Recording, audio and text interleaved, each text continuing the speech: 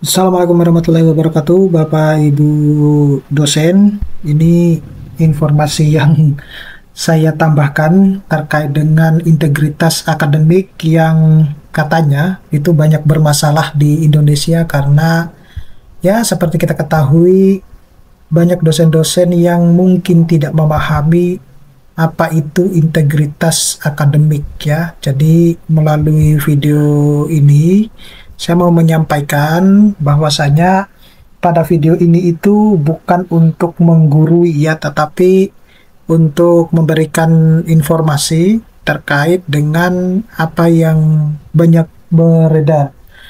Nah, tapi sebelum kita lanjut, nanti saya mau menginformasikan kepada Bapak Ibu dosen bahwasanya ketika Bapak Ibu dosen misalnya mengalami kesulitan dalam menulis artikel ilmiah yang ditargetkan untuk publikasi di jurnal internasional, baik itu terutama jurnal Scopus ya, kemudian ada jurnal-jurnal Sinta yang mulai dari Sinta 1 sama Sinta 6, kemudian menulis buku dengan cepat.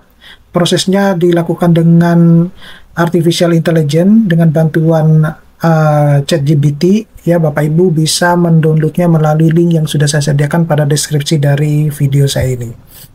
Nah, baik Bapak Ibu, kita langsung kepada pokok permasalahan. Jadi sebenarnya integritas akademik itu aturan terbaru itu sudah dibahas di Permendikbudristek nomor 44 tahun 2024. Kalau Bapak Ibu lihat ya di bagian terakhir gitu. Tetapi atau berbicara terkait dengan integritas akademik itu sebenarnya banyak ya yang sudah membahas, melakukan sosialisasi, tetapi sepertinya masih banyak juga dosen yang belum memahami hal tersebut. Nah, jadi bahasa sederhananya integritas akademik itu lebih kepada sikap kejujuran yang kita berikan ke bagi diri kita sendiri dan juga untuk khalayak umum gitu. Nah, secara Permendikbudristek nomor 39 tahun 2021 itu menyebutkan bahwa integritas akademik itu adalah komitmen untuk bentuk perbuatan berdasarkan nilai-nilai luhur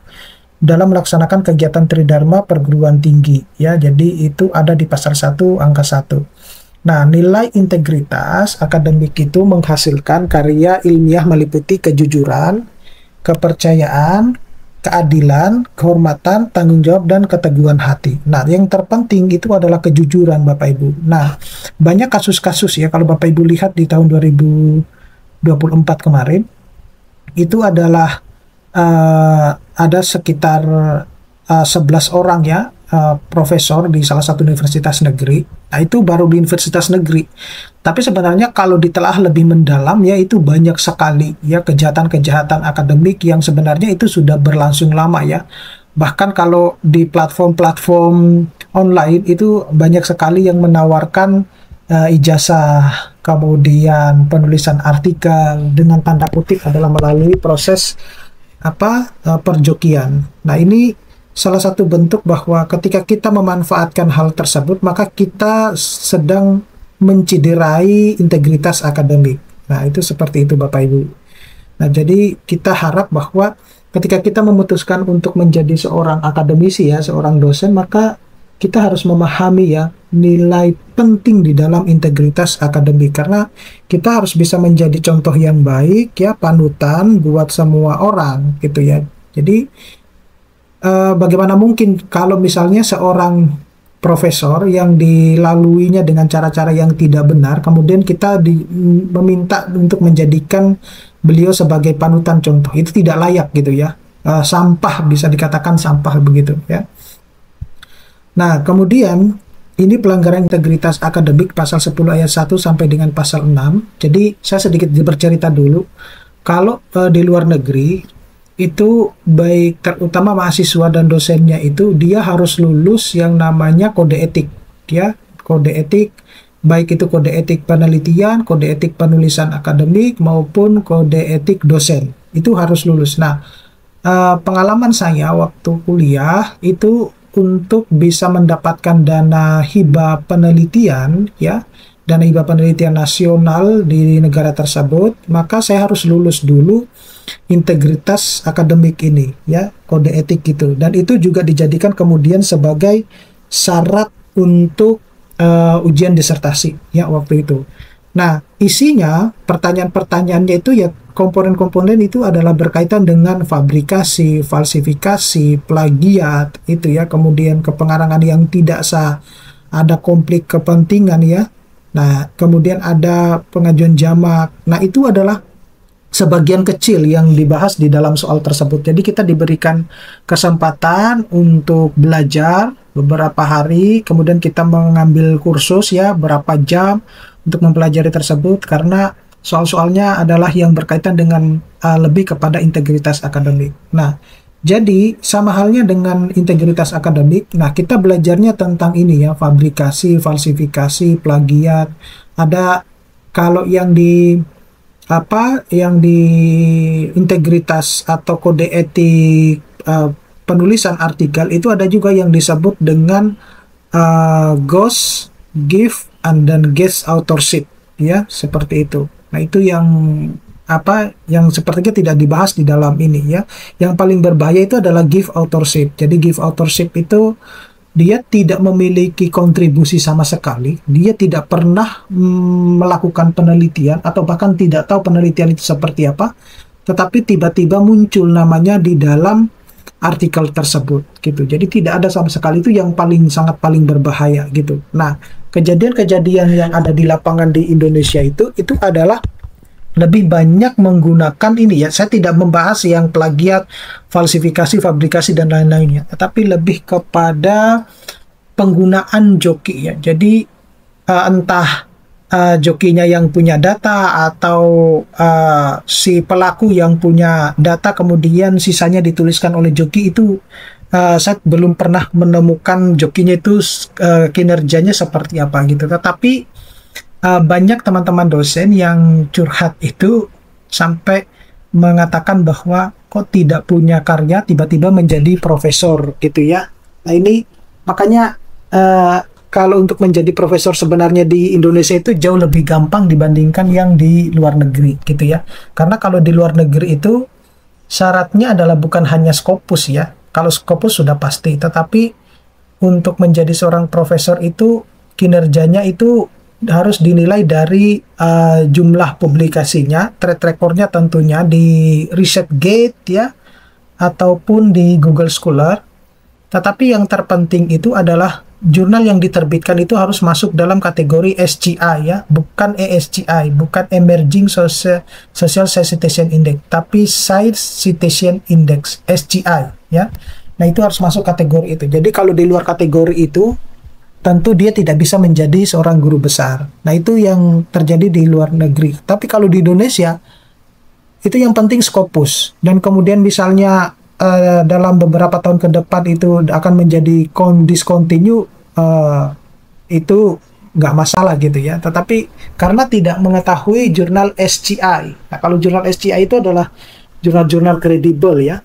Itu jurnal-jurnal bagus seperti itu. Nah, makanya untuk publikasi di jurnal tersebut itu ya nggak gampang, ya, itu. Jadi kalau berdasarkan pengalaman saya dari apa yang saya ciptakan, ya, prompting yang Bapak Ibu bisa download di mana, di link dari deskripsi video saya itu, ya udah, itu adalah hasil dari karya saya yang sudah terbukti di diri saya dan dosen-dosen yang saya bimbing, gitu. Jadi alhamdulillah mereka bisa juga publish di SCI, gitu. Nah, itu yang saya lakukan.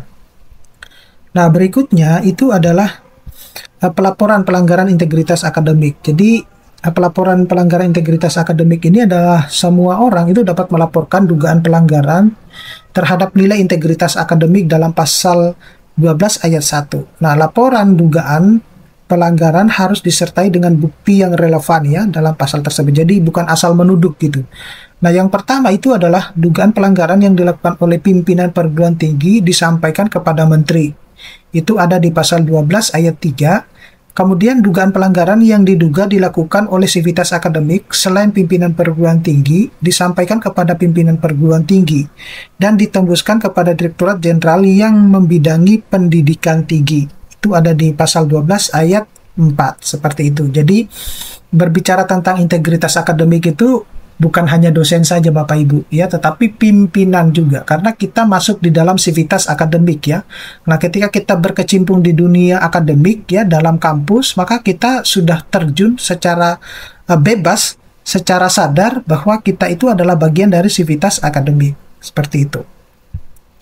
Nah, kemudian pemeriksaan dan sanksi pelanggaran integritas akademik. Jadi, pemeriksaan ini adalah satu pemeriksaan atas dugaan pelanggaran integritas akademik yang dilakukan berdasarkan prinsip keadilan, kejujuran, dan kecermatan, keseimbangan, dan transparansi. Kemudian yang kedua, pemeriksaan bagi pimpinan perguruan tinggi yang melakukan pelanggaran integritas akademik dilakukan oleh kementerian, ya, seperti yang dilakukan oleh kementerian beberapa waktu yang lalu di universitas negeri, salah satu universitas negeri itu. Kemudian pemeriksaan bagi dosen yang melakukan pelanggaran integritas akademik dilakukan oleh tim yang dibentuk oleh Senat Perguruan Tinggi, serta hasil pemeriksaan dan rekomendasi sanksi yang disampaikan oleh Senat kepada pimpinan perguruan tinggi. Nah, sanksinya itu adalah penundaan kenaikan jabatan akademik selama 3 tahun, ya. Ini sudah terbukti ya. Ini sudah ada yang mendapatkan sanksi tersebut. Kemudian penurunan jabatan akademik 1 tingkat atau pemberhentian dari jabatan dosen. Nah, itu kalau Bapak Ibu dengar ya, beberapa waktu yang lalu ada salah satu dosen yang jumlah publikasinya banyak ya. Jadi yang terpenting itu bagi beberapa dosen itu adalah kuantitas ya, bukan kualitas. Kalau misalnya diimbangi dua-duanya sih oke ya gitu ya. Jadi publikasinya di jurnal-jurnal penerbit ternama meskipun banyak ya tidak apa-apa. Tetapi kalau misalnya penerbitnya bukan penerbit ternama, jumlahnya banyak, itu sangat meragukan. Kualitas dari dosen tersebut, kualitas dari penulisannya itu sangat diragukan gitu. Makanya di dalam aturan kebijakan yang terbaru itu adalah bagi dosen-dosen yang ingin mengajukan ke jabatan akademik, terutama ke guru besar, itu rekam jejak di Google Scholar-nya itu akan dicek. Semacam itu akan dicek. Jadi kita tidak bisa lari dari hal tersebut ya. Meskipun kalau misalnya Bapak Ibu itu menghapus dari Google Scholar-nya, tapi kalau misalnya kita ketik namanya saja ya sesuai artikelnya, maka akan tetap keluar di Google gitu. Jadi kita tidak bisa menghindari hal tersebut ya. Kemudian ini dukungan dalam pelaksanaan kenaikan jabatan akademik ya. Jadi ada pemahaman setiap sivitas akademik di perguruan tinggi akan regulasi terbaru yang sedang diterapkan. Kemudian peran perguruan tinggi dalam perencanaan jenjang karir dosen, kenaikan jenjang karir dosen menjadi tanggung jawab perguruan tinggi. Perguruan tinggi itu memberikan fasilitas pendukung dalam proses kenaikan jabatan akademik dosen, baik dukungan pemenuhan persyaratan, proses pengusulan, dan sumber daya, serta juga melakukan evaluasi secara berkelanjutan. Yang melakukan evaluasi ini penting Bapak Ibu ya, karena ini bisa menentukan bahwa apakah dosen tersebut itu layak untuk mendapatkan jabatan akademik tertinggi atau tidak. Nah, kalau tidak itu kan apa yang harus diperbaiki gitu, seperti itu. Nah, kemudian menunjang integritas akademik yang tinggi dalam pencapaian kenaikan jabatan akademik. Nah, ini jadi tugas sebagai seorang pimpinan dan juga ketua senat di sini itu sangat krusial ya untuk menentukan bahwa yang bersangkutan itu layak mendapatkan jabatan akademik yang lebih tinggi. Ya, tentunya harus dilihat dari track record-nya ya. Nah, ini adalah gambaran tingkat kelulusan uji kompetensi kenaikan jabatan akademik lektor kepala dan profesor di tahun 2025. Kemarin saya sempat baca berita di Instagram, itu ada beberapa dosen di salah satu universitas itu sedang mengikuti ujian kompetensi untuk menuju ke guru besar. Nah, ini yang menjadi perhatian ya. Jadi kalau kita lihat ya, untuk persentase usulan kenaikan jabatan akademik lektor kepala dan profesor mulai dari gelombang 0 hingga gelombang 1 itu mulai dari yang reguler dan revisi di tahun 2025. Itu kalau lektor kepala yang belum direkomendasikan itu sekitar 54%, sedangkan yang direkomendasikan itu adalah 46%. Nah, itu lebih besar dari yang kalau yang profesor yang belum direkomendasikan itu ada 68, sedangkan yang sudah direkomendasikan itu adalah 32. Nah, nanti di next video saya akan membahas terkait dengan apa ajuan ya ke guru besar yang ditolak yang tidak tertulis di dalam kebijakan yang dibuat, ya. Jadi penolakannya itu karena mungkin asumsi dari para asesor PAK. Nanti akan saya buatkan videonya hal tersebut. Nah, kemudian kalau kita lihat di sebelah kiri itu adalah grafik, ya, gelombang revisinya. Itu untuk yang usulannya itu adalah 1941, kemudian yang belum direkomendasikan itu adalah 965, dan yang direkomendasikan itu 974 gitu. Yang kemudian gelombang satu regulernya itu lebih tinggi, ya, yang melakukan pengusulan dan juga yang belum direkomendasikan, sedangkan yang direkomendasikan itu lebih sedikit. Nah, itu yang terjadi. Nah, di gelombang ke-0 itu juga sama. Nah, ini sebagai bentuk gambaran tingkat kelulusan uji kompetensi. Artinya, ini yang menentukan bahwa Bapak Ibu itu layak mendapatkan jabatan akademik lektor kepala ataupun guru besar. Dan yang terpenting itu adalah guru besar gitu, ya. Nah, harus melalui proses uji kompetensi. Begitu Bapak Ibu. Nah, saya kira cukup sekian. Mudah-mudahan ini bisa bermanfaat. Nanti kalau Bapak Ibu dosen ingin bertanya, silakan Bapak Ibu dosen meninggalkan pertanyaan di kolom komentar, atau bisa ke Instagram saya ataupun di Facebook saya. Nah, sekali lagi saya tekankan bagi Bapak Ibu dosen yang kesulitan untuk menulis artikel jurnal ilmiah yang dipublikasikan di jurnal internasional, jurnal Sinta 1 hingga Sinta 6, penulisan buku atau kegiatan Tridharma yang lain yang prosesnya dilakukan dengan teknologi artificial intelligence, Bapak Ibu dosen bisa mendownloadnya melalui link yang sudah saya sediakan pada deskripsi saya. Terima kasih, saya akhiri. Assalamualaikum warahmatullahi wabarakatuh.